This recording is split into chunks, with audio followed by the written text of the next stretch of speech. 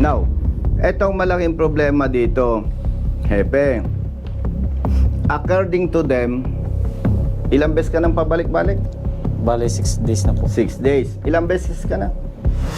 5. Ikaw? 3. 6. Ito, Hepe, may mga hanap buhay.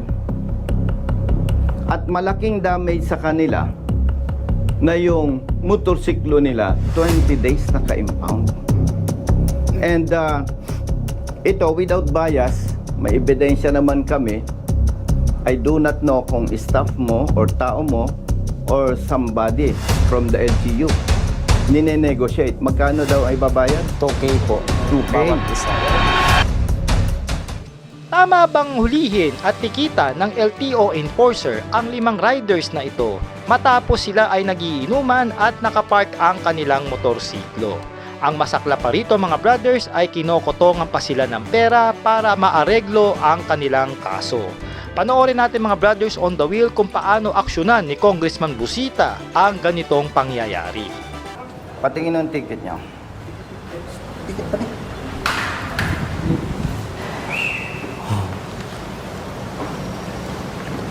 Isa lang. 5 kayo. Opo. Ano itong nakasulat na 1,500? Yun na po yung babayaran dapat namin. Sir, Ang kwento ninyo, nagiinuman kayo doon sa lugar. Apo. Tama? Apo, aminado po kami dun sa Aminado kayo. ginagawa namin. Dadatnan kayo ng enforcer, sinuli kayo. Apo, pinuntahan po kami, diretso na po hiningihan kami ng ORCR, then license. Then Tapos ticket na po sinabi, agad. reckless driving, driving under the influence of liquor. Ano pa? Dito po sir, naglagay po sila dito sir ng overspeeding. Overspeeding. Ay, nagiinuman kayo, di ba? Apo. Ba, Nakaparking po yung mga motor namin sa taas ng nako. gutter. Ako, 100% Brother Matt, naniniwala sa kanila. Dahil mismong post ng hepe ng traffic, Brother Matt, tumutugma sa statement nitong mga riders. Tapos kung December 3 kayo nahuli na impound ang motorsiklo, ngayon ay December 23. 20 days na. May tanong. Naghahanap buhay? Apo. Saan? Sa Rionan Electric Philippines So, Corporation. 20 days ka nang naperwisyo. Wala kang motor. Apo. Ikaw, nagtatrabaho. Jason po. Ha? Jason. O di, naperwisyo ka. Wala kang nagagamit na motor. Ano? Alas po. Ikaw, Sa Advance Energy po. ganun din. Service mo yon. Ikaw, Rionan po. nagtatrabaho ka rin. Kung kayo sasang-ayon sa akin, hindi ko kayo pinipilit, ayusin natin to. Tapos, magsasampa tayo ng kaso. May abogado tayo. Okay lang po sa amin. Gawa po ng naperwisyo po. Tama. Good afternoon, brother. Nakasira na kayo ng balik namin sa dito. Mga nakailang beses na bumalik? Ako po sir, 6 na po. 6 na balik na ikaw. Ikaw, Halos, 5? Ay, ikaw 3, tapos kami Tatlo. po 5. 5. Kasi pinapalo up po namin talaga. So, ang dami na nandan nyo sa kanila. Okay lang sana na maperwisyo kayo kung tama ang pagkahuli. Apo. Lagi lang sabi sir, bumalik lang sa tawag daw. Antay na daw Balik. po ang tawag ni Chief. Yun lang daw po ang palagi po nila sinasabi sa Ang amin. hindi naman tayo nang huhusga sa kapwa, Brother Matt. Ang aking nakikita, naghihintay ng areglo. Apo. May nagsabi ba sa'yo, nag-message na ganito na lang bayaran mo? Meron ba? Meron po. Nandun na rin Meron? po yung evidence namin. Sa'yo, magkano ang hinihingi? Lahat po kami tag-2K. Tigto 2,000. Isang okay number na. lang po ang kinontak nila, tapos magsabi na lang daw po. Sa akin po yung nang Sa kanya po unang tumawag po. Sandito Tapos pa nga po, nag-text po. May tawag pa? Una po tumawag. Na-record mo? Hindi po kasi di naman po alam niya na yun Ito, po. may number siya. Yan. Ay, tama yan. Very good. Tapos ito po sir, nakapangalan. Taga munisipyo daw po siya. Pero nung tinanong po namin sir, hindi po kilala. Hindi, pwedeng yan ay asset nung Puso. nandito sa enforcement unit. Kasi kung hindi sila kasali dyan sa anomalya na yan, di dapat nirelease na yung motor ninyo. At sinasabing may mumultang 1.5, ipagpalagay kung naniniwala silang tama, Brother Matt, yung kanilang ginagawa. Dapat hindi na inabot ng 23 days, 20 days. Oo nga po. Yun po ang binabalik po namin. Binayaran na yung multa, na-release na. Opo. At hindi naman namin kayo tutulungan kung tama ang kanilang ginagawa laban sa inyo. Yung isa nga po namin sir, kasama ng Nag-arkila na po ng motor pa Magkano? Makauwi. kasama po yung 11,500. down payment. Huwi lang po ng Makauwi lang po. Kung hindi ko gawa po ng kailangan. Kailangan yan, may resibo siya, sabihin Meron mo. naman po. Magdidemanda tayo kasi pag pinayagan natin ang mali, ulit. mauulit-ulit, kawaawa ang biktima. Malinaw yon, ha? Wala naman kayo dapat ikatakot. Dito tayo, sir. Dito. Good afternoon. Kumusta? Good afternoon po. Ito, sasamahan ko lang. Upo mo na. Opo kayo, riders. Uray mo muna si ano? Si boss. Thank you, brother. Yes, sir. Yes, sir. Maganda nandito si Kap. Sa ano, nakita tayo doon sa Manong Star. Oy, si. Nagko-picture ako sa'yo. Parang mas bata ka pa sa akin. Mas natatandaan mo eh. Nga pa. No? Siguro mga 1 month ago na. Hintayin lang natin si Hepe. Kap, kaya po namin nire-record, binibideo, Apa. para aware yung law enforcement natin, personnel, and the motorists. Ano ba yung mali? Ano ba yung tama? Tama po. Para unti-unti yung maling ginagawa ng Nagkaalaman enforcement, may tama. Kawawa naman yung katulad nila. Chief, good afternoon. Good afternoon. Sensya ka na, 23 December ngayon. Okay lang. Half day, pero dahil si Kap ay pumunta sa'yo, Oo. blessing sa inyo. Brother, ito public service, public awareness, advocacy. Umpisahan ko na, Chief. Okay. Actually, 5 ito eh. Opo. Yung isa, umuwi ng Bicol, nagrenta ng motorsiklo, magkano? 11,500 po. 11.5. Point by point tayo para mas malinaw. Nire-respeto natin ang POSO, Enforcement Unit ng Binyan. And as advocates, kami, hindi namin pinapatulan yung sumbong na baseless at talagang may paglabag. Ang aligasyon nila, nag-iinuman sila dito sa isang parte ng Binyan, which is may nabanggit na Timbaw. Opo. Okay. Ang sabi nila, nag-iinuman sila doon. Dumating ang enforcers mo. Hinuli sila. At sila ay tinikitan, reckless driving, driving under the influence of liquor, overspeeding, may others pa.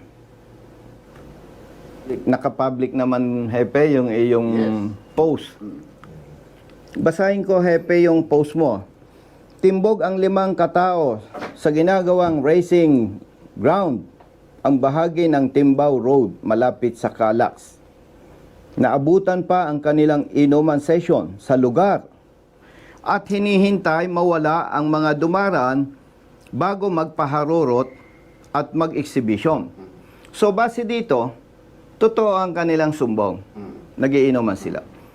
Questionable, Hepe, ang charge ng enforcer mo.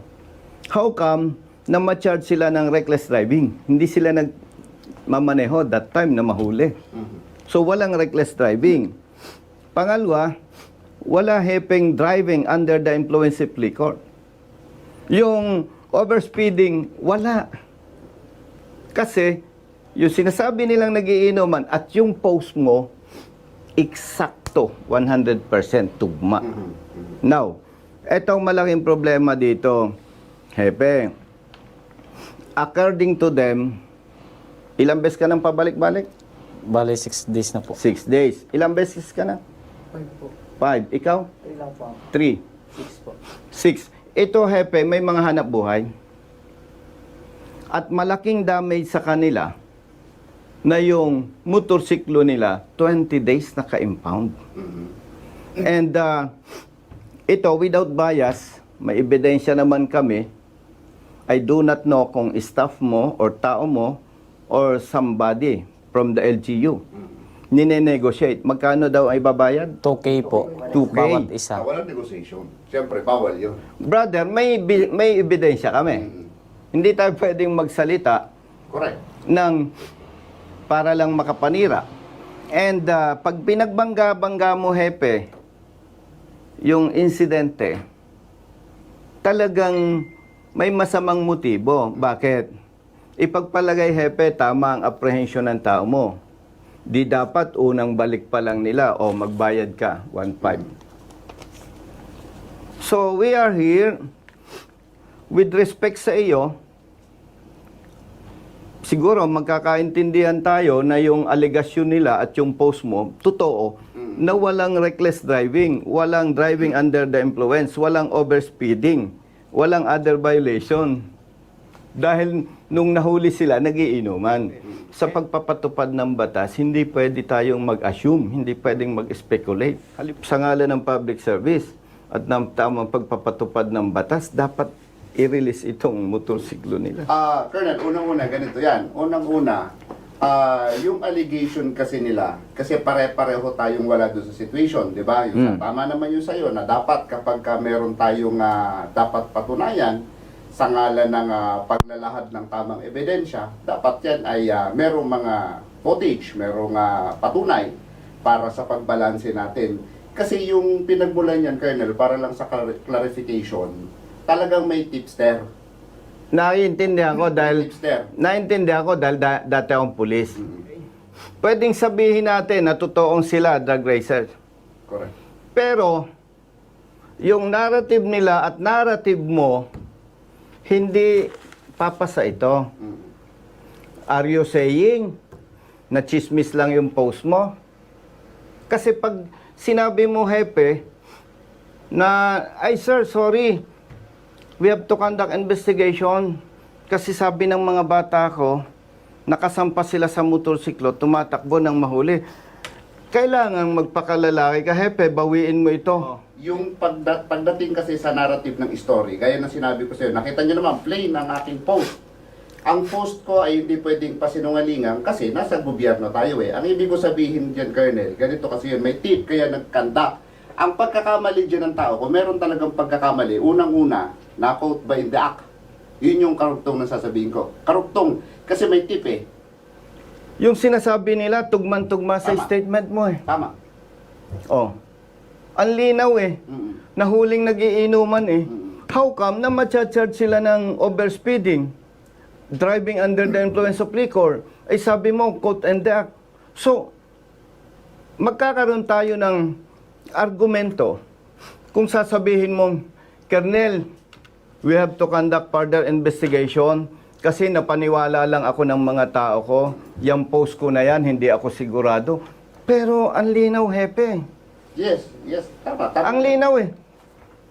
Kaya nga ako, very brave, humarap sa iyo eh.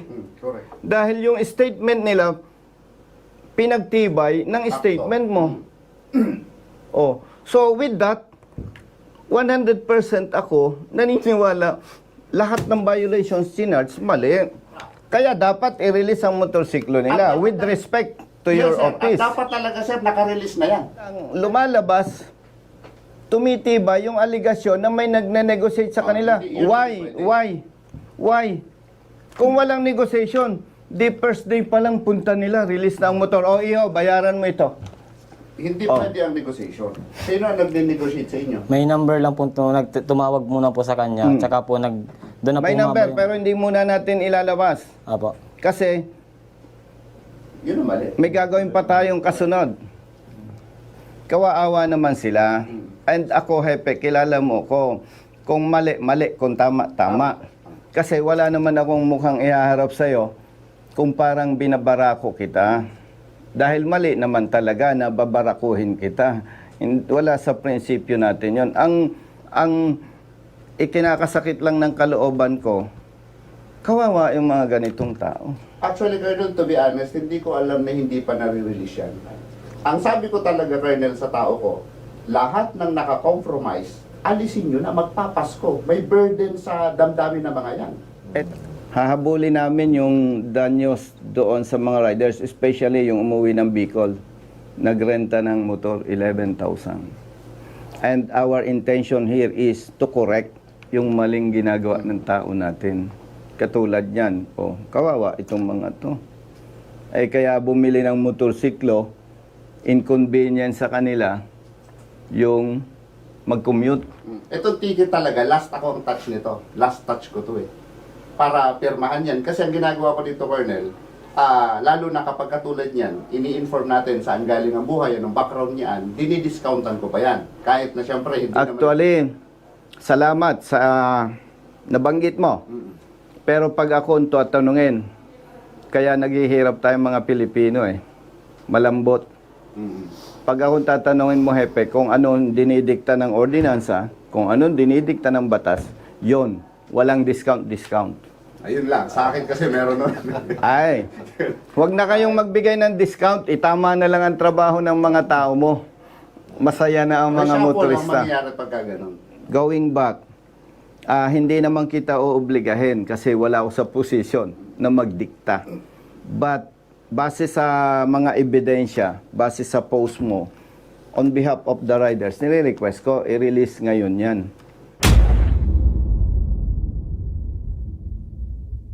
Eto na yun. Wala na, inano ko na talaga lahat yung... Wala Okay na. Tinawagan ko na rin po yung nasa impounding. Sige, Para sige. Nakatimbre na daw. Thank you. Sige. So, ayan, ang Colonel. Paul Namoro. Namomoro ka yata. Alan Raimundo. Aljun po. Aljun. Okay. Raimundo. Judel. Pwede lang pa-laminate yan. Palaminate na. Peter De Mesa. Saan, sir? Branch bago matapos ang taon. Itong kay Edgar. Yun yung sa wala. Sinong kukuha? Siya na lang. Sige. Pasalamat kay Hepe. Maraming salamat po, Chief. Supposedly, wala ka na dito sa office. Pero nandito ka. Pero Brother Matt, naniwala ka na sa akin. Meron akong special gift from God na alam ko yung positive na lakad at magne-negative. Imagine, half day lang sila pero Update. di ba? Update. Babiyahe pa sila ng Bicol. Inihintay yung motorsiklo Pero nila. taga saan kayo? Mga Taga Bicol taga po saan kami kayo? lahat. Nung nandun kayo, hindi kayo mga taga-Timbaw. Hindi po. Tagaloma po kami. Nagbo-board lang po kasi kami dyan para pumalapit sa company. Opening salvo namin sa January 2026. Magsasampa kami ng kaso. Mabait ako, Hepe, pero pagdating sa batas, gusto ko mabagsik tayo. Para masupil, magbago. So, maganda, makaalis agad tayo. Para Apo. Baka makabiyahe po mamaya madaling araw. Hepe, samahan ko na sila sa impounding. Picture ko lang po kayo nasama-sama po. Okay, sige, with Hepe. Right po, 1, 2, 3. Next one. Okay po, next po. Okay, 1, 2, 3. Sige po. Last one po sa akin. May request ako kay Hepe at kay Kapitan. Ganito. Okay po. Hindi ito Okay. politika, Hepe. Ang symbolism nito, basta tama, kampi-kampi puso. tayo. Thank you. Sige, Captain. Sensya. Salamat, ha. Tabi-tabi na lang, ha.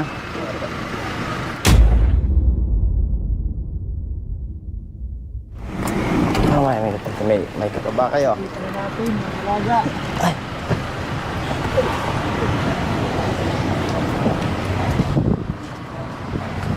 Asan yung in charge dito? Saan nag-i-stay? Brother, ikaw in charge? May order na yung release ng motor nila, ha? O, dyan na lang. Sige. Tabi-tabi.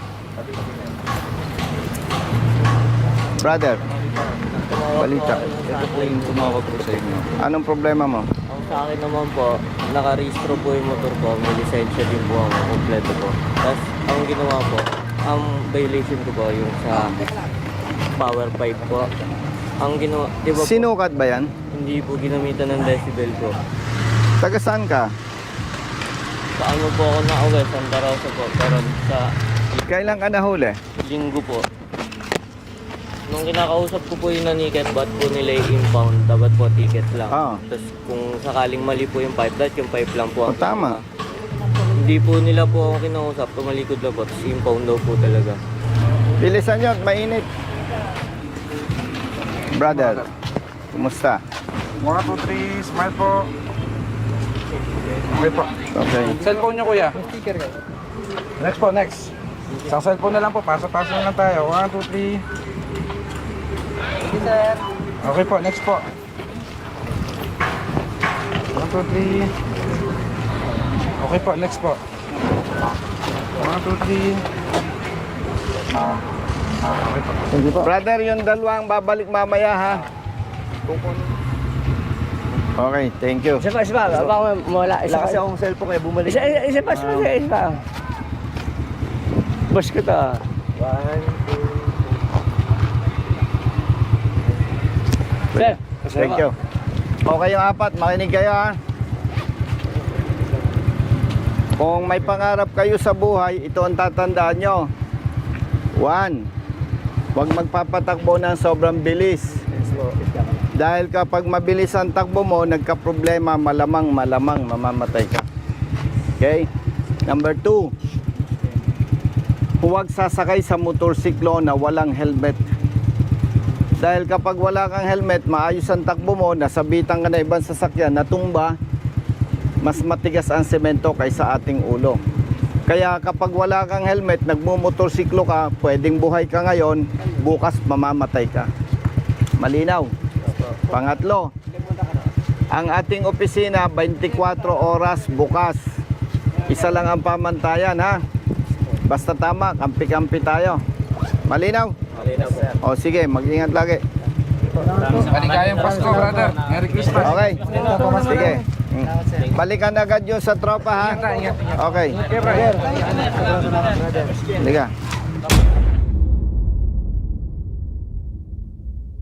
Inimpound ng bata mo yung motorsiklo niya at allegedly open muffler. Parang wala naman tayong ordinansang ganon.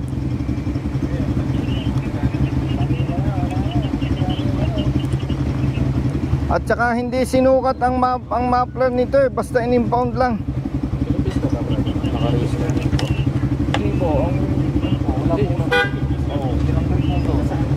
Ay, oo. Paano i-advise natin dito? Kawawa naman to. Hindi pwede hulihin yan, hindi pwede i-impound yan kung may lisensya yan eh. Kaya nga, Hindi pwede. Hindi ay, pwede yan. nandito hepe, naka-impound na. Papuntahin ko sa office mo at ipa-Christmas natin yung release ng motor. Kawawa naman. Magbibigay ako ng instruction sa kay admin ko. Papatawagin ko dyan sa impounding. Okay, itong rider mag-stay lang dito sa impounding. Tama ba? Yes ko. Antayin lang ang tawag ni admin. Okay, hepe, maraming salamat. Okay ko. Okay, bye-bye. Kausap ko si Hepe. Mali ang ginawa ng huli dito. Sinasabing loud pipe, hindi naman sinukat ang muffler. Pangalawa, brother, walang ordinansa na nag-uutos kapag may problema sa muffler, impound. May lisensya naman siya. Ngayon, kausap ko na si Hepe. Tatawag si admin, magbibigay ng order sa inyo na i-release ang kanyang motorsiklo. Kaya bale, hihintayin nyo lang yung advice ni admin. Sige po. Okay? Brother, may number kayo ni Brother Matt. Malaman ko ang resulta bago mag alas 5. Malinaw? Mayroon akong verbal request sa inyo ha. Pag may utos si admin, i-release ang motorsiklo, kailangan nakasapatos ang magmamaneho. Tapos may helmet sila pareho. Okay? Yung bang muffler nila saan napunta? Confiscated ako sa office. Nasa office. Oh brother, mali yung ginawa sa inyo. Hindi sinukat ang sound level ng motorsiklo. Okay? Kaya malinaw, mali ang pagkahuli sa inyo. Ikalawa, in-impound ang motorsiklo. Kaya after Christmas, pupunta kayo sa opisina ng Happy ng Poso Binyan, i-claim natin yung muffler. Bakit? Kasi mali ang huli. Malinaw? Okay? So, kumuha ka ng, kung ikaw magmamaneo, may lisensya ka. magsapatos ka, kumuha kayo ng 2 helmet. Meron po. May verbal request ako sa 2, hindi ko kasi pwedeng utusan dahil hindi ko naman sila tao. Kailangan maririlis ang motorsiklo nyo, may helmet kayo, at bilang ikaw ang magmamaneho, nakasapatos. Okay? O sige. Brother, hintayin nyo lang tawag ni Hepe ha. Salamat. Okay. Okay. Mundo pala. O, ingat ha. Brother, thank you ha. Taga-saan ka, brother? Ano? Kaya pala yung kulay. Brother, talagang kaya ba? Basta sa tama may kakampi ka. Yan secret ng busita. Ingat lagi ha. Yan secret ng busita. Bilat sa init, minsa'y basa din ng ulan. Pawis na gumuguhit sa mismo ring katawan. Kadalasang sumisingit, pagod nararamdaman. Ngunit diretso sa pagpihit, kumalaman ng tiyan. Bawat daan ng masikip, pinipilit malusutan. Marating lang ang lugar na dapat kong puntahan. Maihatid ng pagkain, serbisyong nakalaan. Para sa mga taong kailangan kong pagsilbihan. Napili